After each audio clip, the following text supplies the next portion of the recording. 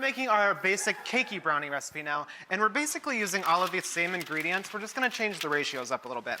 So we actually cut our butter in half. Instead of 8 tablespoons, we're gonna use 4. Oh, so these are the diet brownies. That was really bad math. It's actually 6 tablespoons. So we used 8 tablespoons last time, now we're using 6 tablespoons.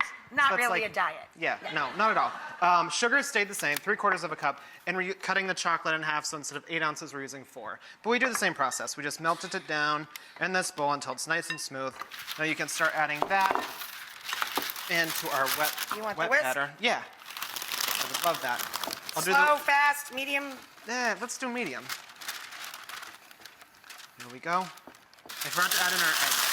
But the really great... The wheels are coming off the brownie bus. Listen, the great thing about this recipe... recipe... He forgot the eggs! It's extremely forgiving. So even if you do it in the wrong order, it'll probably work. It'll probably work. We don't know. And also, we're gonna add more leavener to this batter, but also to give it a little more air and to get that rise like you want in a cakey brownie. Switch up from the whisk to the electric mixer. I pull out my power tools.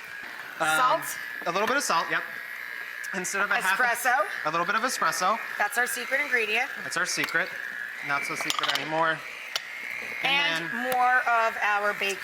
Baking powder, right. So instead of half a teaspoon, we put in a whole teaspoon. And then we're also gonna add in a half a teaspoon of baking soda. So we're gonna get that extra rise. And this batter's kind of funny because it looks super, super thick, but since it has all of that leavener in there, once you bake it, it becomes nice and puffy. It really puffs up. So then you pop this into the oven.